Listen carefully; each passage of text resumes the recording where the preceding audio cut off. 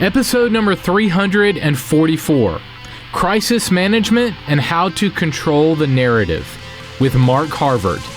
Let's do it. This is the definitive podcast for helping you plan, create, and execute dynamic worship experiences at your church.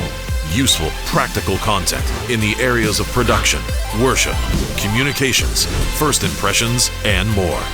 This is Making Sunday Happen. Hey guys, this week's episode of our show is brought to you by our friends at Philo Conference. Philo stands for First In, Last Out. I've led workshops for this event, and it is fantastic. It's happening in Chicago, May 10th and 11th. I'll tell you more about it in just a minute. On this week's show, I welcome my friend Mark Harvard. Mark is the communications director at Clearbranch United Methodist Church in Alabama. He has had a career in radio and broadcast ministries as well as communications. And today we're going to talk all about crisis management and controlling the narrative if your church gets in the news. Whether that's for a good reason or negative attention like a scandal or some event happening in your community. We'll talk through how to respond, how to communicate to the press, how it might affect your worship experiences, and more. How do you manage the attention? We'll talk about it today. Hey guys, I am so looking forward to Philo 2022 happening May 10th and 11th in Chicago at Willow Creek Community Church. Up before the sun, finishing up after the band has left, that's part of what it means to be Philo. First in, last out. But you're not alone. The Philo community is made up of people just like you. And you're going to see that at the Philo event this year. You're going to hear from great speakers like Ashley Island, Todd Elliott, Clay Scroggins, and more. And our team will be there too. You can register today at philo.org. That's philo.org. philo.org. We'll see you there. Hey guys, today I welcome my buddy Mark Harvard. Mark has a background in radio, as do I. He's also worked in television and communications. Currently serves as the Minister of Communications and Online Campus, a very esteemed title, at Clearbranch United Methodist Church in Alabama. Mark, welcome, buddy. I've tried to set you up really well. It's very impressive. I'd like to meet this guy you're talking about. The multi-talented, amazing Mark Harvard. He sounds amazing. Well, I try to make you sound a lot very good.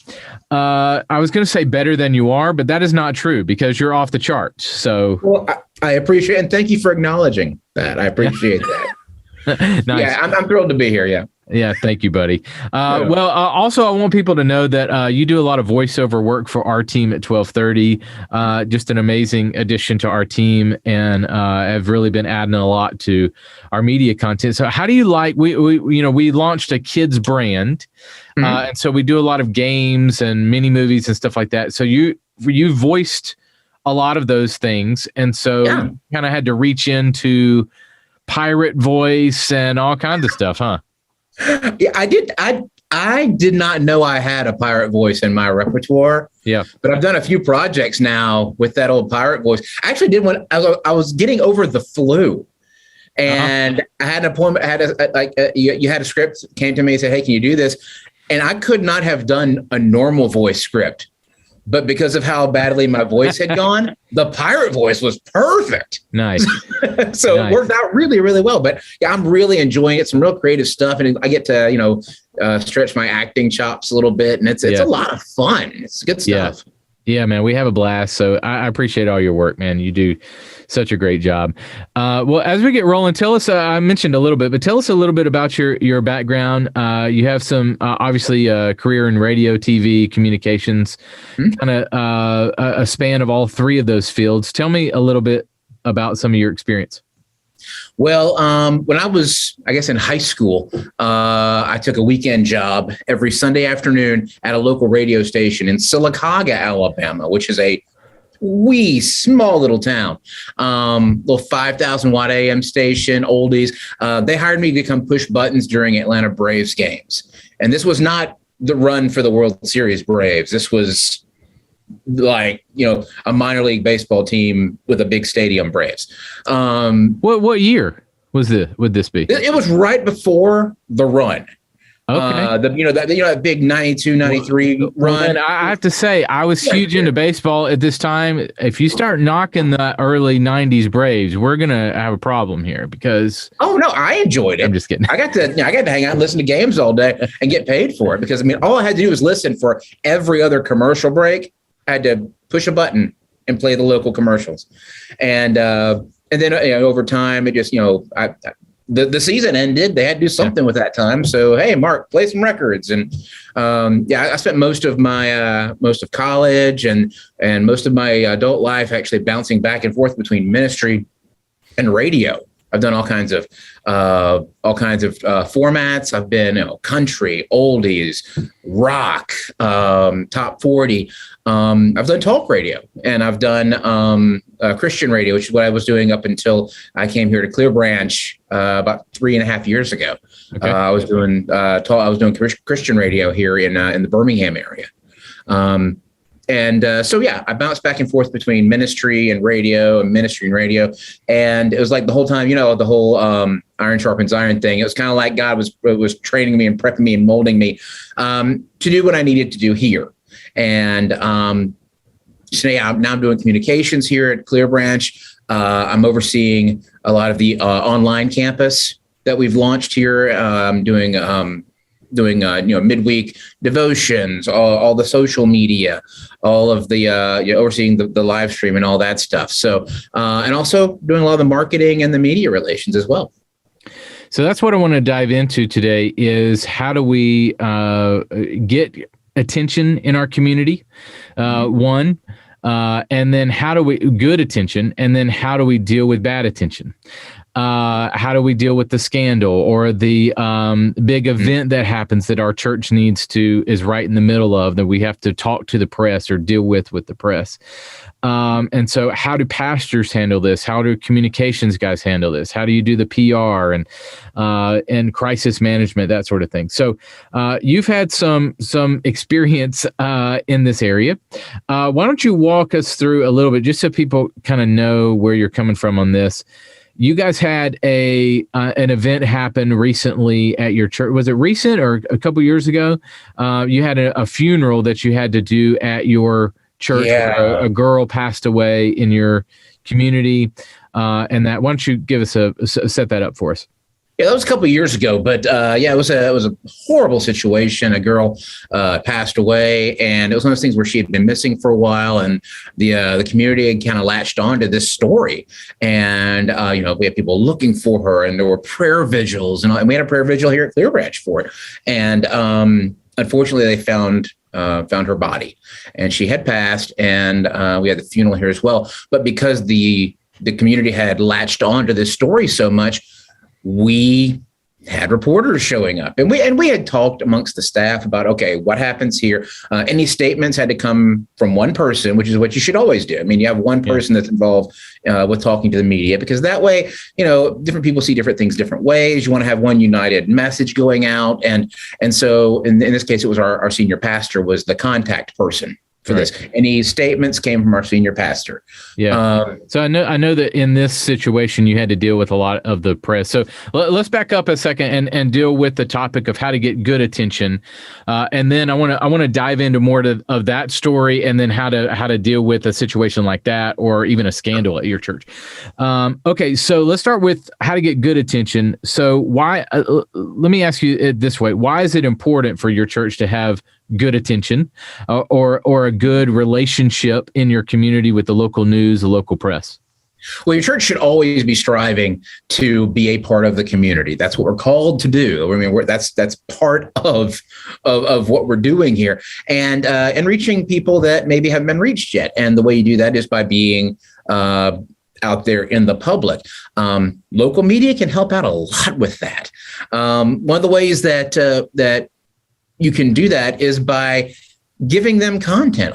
So many of our newsrooms, be it TV, radio, print, or in this case, online newspapers and online news groups, they've got such quick turnaround times, and they've got a quota of stories they have to have before the end of that day. And so one way that you can help out with that and get some good grace is by sending them a press release. When you've got a big event going on at your church, every year we do an outdoor worship event here at Clearbranch. We've been doing this for a few years.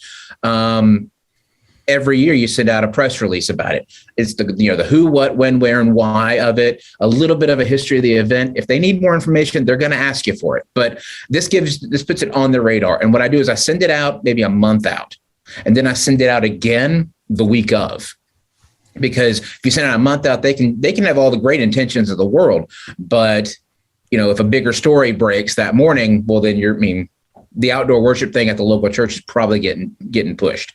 But what this does is it gets you in the back of their mind, and then it brings it back up again. So they go, oh yeah, that's right, that thing's this weekend. We should send somebody out to that.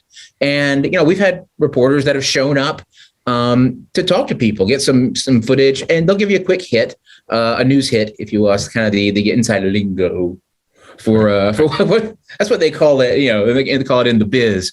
They do a quick news hit from there, a quick interview, that sort of thing, and it just shows a vibrancy. It shows that things are going on at the church. It's not a stale building. It's not a stale thing that they're not, that people just show up on Sunday morning and then they leave and they feel good about themselves the rest of the week.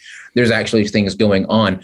When you have big things where your church is doing things in the community, you always do something like that. You always let the TV station, let the radio station know about it. Let the print media folks in the area know about it. Half of them you'll never hear anything back. But the half that you will, you're building that relationship. And so much of this is an earned credibility thing. If you come out swinging and you get them out to your event and then the event's kind of a dud, then they're probably not going to come back the next time. But over and over again, if you prime them to thinking, oh, it's that church. Oh yeah, their stuff's always good. We should send somebody out there. It becomes a knee-jerk thing. Also, right. You get more and more of a relationship with these reporters, and to where they know to ask for you. They know you have that inside track. It's kind of a who sort of thing. Yeah, I like the fact that you're really giving them content, and I think there's a misconception there in the news world of, well, either it's a celebrity situation where we think that they have all the stories that they need or whatever, but the truth of the matter is, the reality is, the timelines are so short, like you mentioned. It's maybe just brain-wise. I got to come up with this many stories every single day, sure. And so it's a help to them to give them content, give them stories to cover, right? Absolutely. So many of them have 3 or 4 story a day quota. That doesn't give a whole lot of time to do investigative reporting. It just doesn't. Right. So there's always like one story that's their primary for the day, but they have to fill these other slots. And so that's where it comes in. If they can get that, it's just popping up in their email box of, well, this will work. I'll take it. It helps them. It helps you. It's a win-win for both sides. So let me ask an overarching question here. The name of our podcast is Making Sunday Happen. So we help churches with their worship experiences online sure. and in person. What does this have to do with making Sunday happen? What is making sure that you have getting good attention, handling bad attention? How does that affect Sunday or the worship experience? It affects that worship experience in the fact that it shows people that there is something more to your church. It shows that your church isn't just a standalone building on a Sunday morning. There's an involvement in the community. There's an investment in the community. And it also shows that, it gives people a better taste of what your church is all about. I mean, if your church is a very missions influenced church, and your church is all in on missions, that's where your church's heart is. That will show in the events that you're doing in the community. That'll show in what your public face is going to end up being. And so if someone's looking for something like that, they want to do something that matters to people, then they'll come worship at your church for that reason. Right. You mentioned press release earlier. Give me some tips here. Why write what if I'm clueless? Like, okay, sure, that's great. How do I write a press release, and why is it important? Well, there are 1,000 templates out there. If you go to that Google thing and type in press release template, thousands of examples come up. But I've found that mainly just put in the subject line, press release, and then the headline, the suggested headline. They're probably going to change it, but this gives kind of a taste of what it's all about. Leave your church name in there and what the event is. Then you write, to who it is, who you've emailed, and you can find all these email addresses on their websites. If it's not a certain reporter's email address, it's the newsroom. Usually it starts like news tips or tips at whatever TV station it is. You can find all that out there on their websites. But you go through, you type, to, from, and then a quick, maybe paragraph, maybe two, description of what it is. These are not lengthy paragraphs. You're not writing a theme in high school. You're writing something that can be in and out. Remember, they're probably going to, at the most, give if you make it on there, you're going to get maybe 30 seconds. So it's not going to go into a whole lot of detail, a quick history of what the event is, and then here's the who, what, when, where, and why. If they want more, they'll ask. Do I need to do that for every event? How do I choose which events and what to write a press release for? If you're a busy church, you'll go crazy doing it for every event. So how do you judge? Judge on the things that are going to have the widest appeal to the community.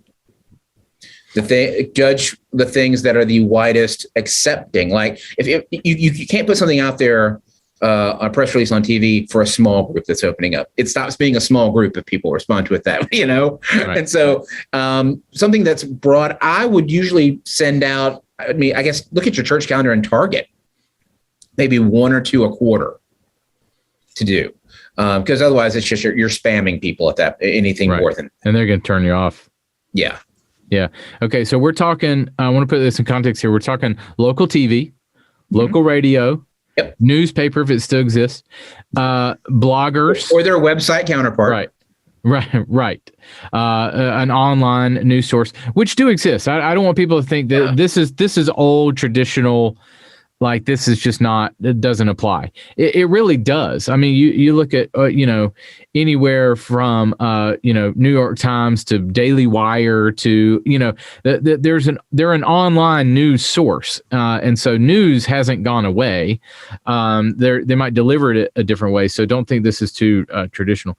How can your church be a good go-to resource? I would flip that on us, and you kind of mentioned this a little bit, that they will now come to you. If you go to them once a quarter, you are now in a situation where you have a relationship with reporters that are now coming to you for a story, possibly, right?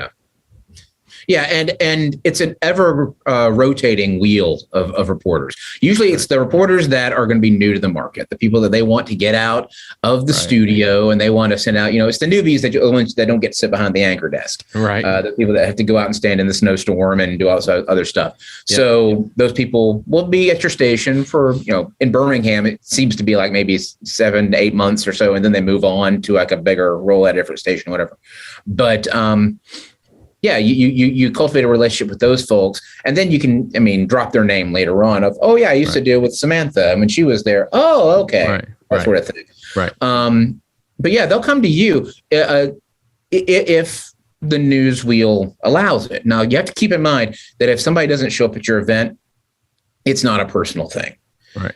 Yeah. Look at what the other lead stories for that day were. If there's a giant scandal at City Hall, if there's a giant thing happening that day, chances are they're going all full court coverage on that. Right. And the church story about the bake sale is going to get dumped. Right. Unfortunately. Right. But as long as you're putting out something that's unique, something that's engaging, and something that the community can latch on to, that kind of helps your chances of getting that exposure. Right.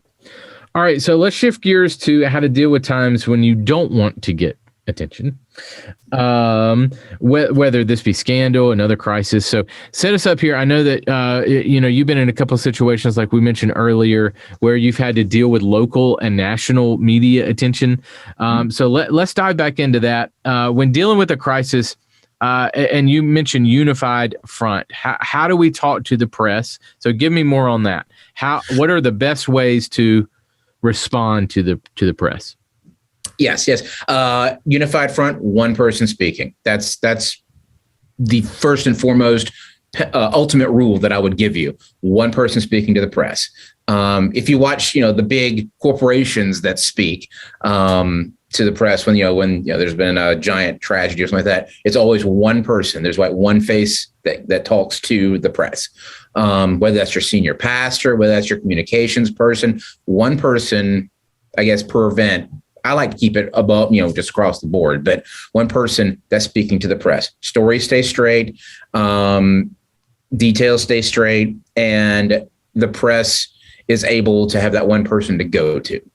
And you let them know that. You let them know that if you're not that person and someone approaches you, hey, we're directing all comments to our senior pastor. His name is Dave, and he's right over there. One person speaking to the press. Also, you have to have a clear and concise set of rules for press when they're on your church campus.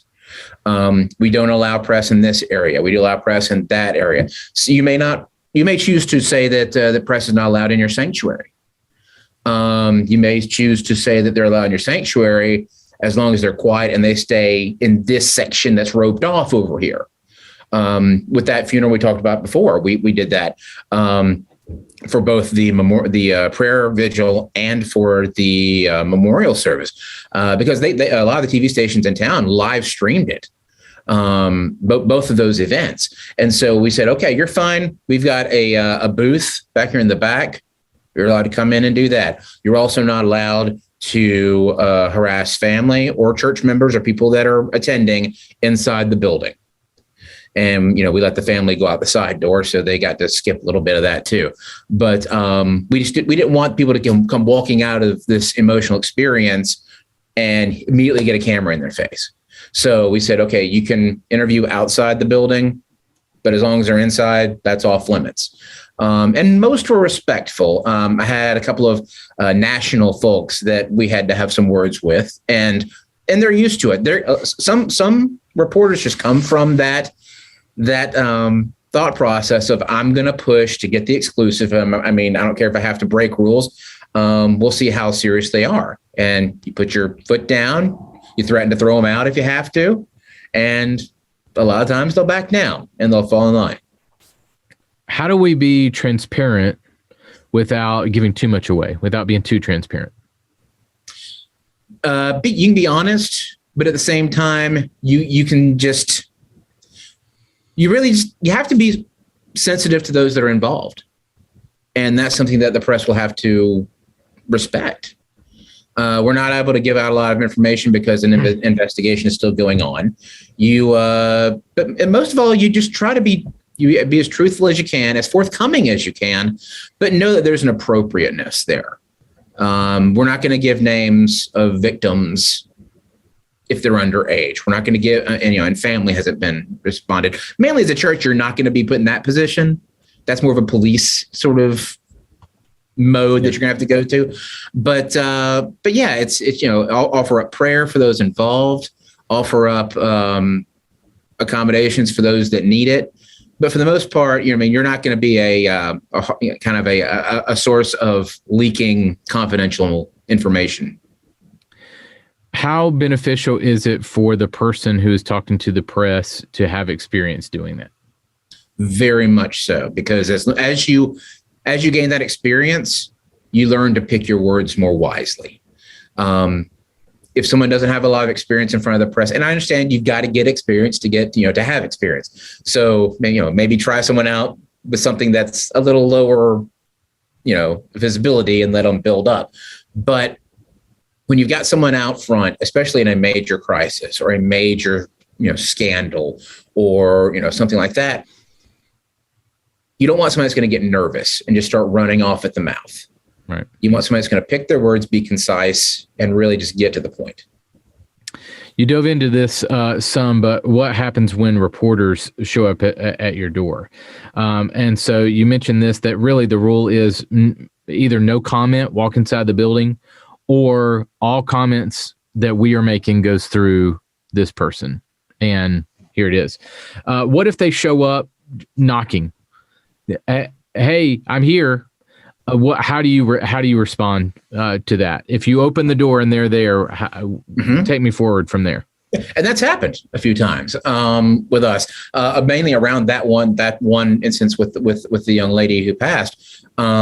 We had some reporters that showed up. We knew that we were having the memorial service, or we knew we were having the night of prayer for her, and they would show up like 3 hours before. And, we'd let them, okay, you can shoot in the parking lot. We're not letting anybody in until this time. Give them a defined set of rules. Most of the reporters there are going to follow those rules. You may have the one or two renegades that you have to kind of get in line, but for the most part, just have a clear and concise, and it helps to have that done beforehand. If you know something is coming up, if you know, or part of the damage control of a scandal happening that's being broken, have those rules in mind. So that way no one has to pivot and kind of make things up as they go. That way that shows them where those lanes are. They can stay within those lanes, and then consequences can happen if they don't. What about an interview situation? Hey, knock. Can I interview you real quick about this story? Do you jump in right there, walk out the door and do it? You refer to them to whoever is your chosen mouthpiece. I tend to not like to say no comment, because I know how frustrating that is. And also know that if you just tell them no comment, they're just going to try to find someone else and harass other people. Right. If you tell them where to go, they're going to go to that person. Right. And usually when we've had to do, media stuff like that, it's really not a big complicated thing. If we send it to our senior pastor or that sort of thing, he'll go ahead and give the comment and not How important is it to schedule an appointment? Like if I'm the senior pastor and I need to, would it be wise for me to jump out there and just start talking, or would it be a more wise decision to set up an appointment? Hey, you can come and you can interview me at this time, and that way I can sit down and maybe I can think through my words a little bit more, that sort of thing. Because outside of this one event or this one deal that you're dealing with, pastor still has a church to pastor as well. And so they're going to have these other things that they've already had on their books, this counseling appointment, this marriage consultation, this sort of thing. So, making those appointments and having someone that can keep that calendar and try to work in as much as you can, but at the same time, keep it sacred. That's a huge deal. Remember, you've got what, in an instance like this, you've got what they want. They're not doing you the favor. Right.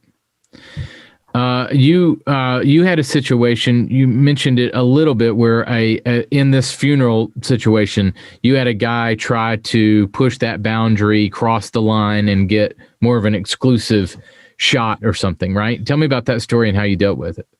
Yeah, I was actually standing in our media booth, and one of our security guys comes up to me and says, Mark, we got a guy that has a reporter that's left the area that we had set aside for them. And I look over, and it's a camera guy, and he's from a national news organization, and he's gone around to the side of our sanctuary, and he's trying to get face shots. Is what he's trying to do. But he was very obvious, and he was not stealthful at all. And it was, kind of just my overarching rule in photography and videography in churches is to capture the moment, but not at the expense of the moment. He was using the moment's expense. And so he was very distracting. And so I started walking toward him, and he saw me coming toward him, and he backed back behind the line we had set aside and all that. And I came up to him and said, dude, when we asked you, we need you to stay back here. He goes, I know. And he blamed his reporter that was with him. He pushed me, and I got to do what he says and all that sort of thing. So I went and talked to his reporter, and they promised to stay cool and all that. And I was nice about it. I was not a jerk about it at all. But I told him, I said, we have these rules are in place for a reason. If you can't follow them, then we will have to ask you to leave. And they calmed down at that point. how do you stop them if they're planning to make a scene? Is there any other, I guess, ways that you can calm them down from making a scene or being distracting? You mentioned the rules earlier. You might go through that. Sending a PDF out or something ahead of time to the. Well, a lot of times you don't know who's going to be there. And so, you can send that out, but for the most part, we just have them for them. Have Right. sheets of paper, usually in our visitor center, where we can easily just grab them and say, okay, here's our standards for what we expect you guys when you're here. Or else I'll send it to them as I'm verbally giving them those instructions. For speaking on camera, we do our preacher, but for the most part, when press are on the campus, they come. I'm kind of their wrangler, so I'm usually try to stay on top of it like that. What if they want to feed from the audio board? How do you handle that? In the past, we have not supplied that, but we've also just redone all of our audio in the sanctuary that allows for that. So it's, there's a finite number of resources there, and, first come, first serve. Unfortunately, if you're the last person there, you're probably not going to get that best camera placement because other people have gotten there. You may not get that audio board feed. When this crisis went down, we didn't have that ability. So it's just, sorry, point a directional mic at the speaker that's right above you. And, it was what it was. Right. If it's something we would offer if we have it, we have that capability. All right. Last question for you. Why do we need to care about the public perception of our church? Why does it matter? Because we've seen just over the years, if public perception of your church is in a negative way, people aren't going to come and visit. People aren't going to come to be a part of your church. And it's not just, I understand it's not just about numbers, but if someone isn't accepting of that message through being in person, through being online, because of some negative taste they have in their mouth, well, then that's going to hamper them hearing the word. And that's bad. Yeah. Yeah. I think too, it also shows an example of how we as believers can handle the good times and the rough times. How do we handle a scandal? Are we jerks to the camera guy? Or are we orderly and that? How do we handle those situations? So yeah. Well, man, anything else? Go ahead. Yeah, I was saying, through all this, we're showing the love of Christ through all of our actions, through all of this. And so we're treating people the way we would want to be treated. We know that they've got a job to do, and we want to help them out with that as much as we can, whether it's a good thing or a bad thing. Right. So it's, you work with each other as best you can. It's a part and treat it as a partnership, and unless you're not allowed to.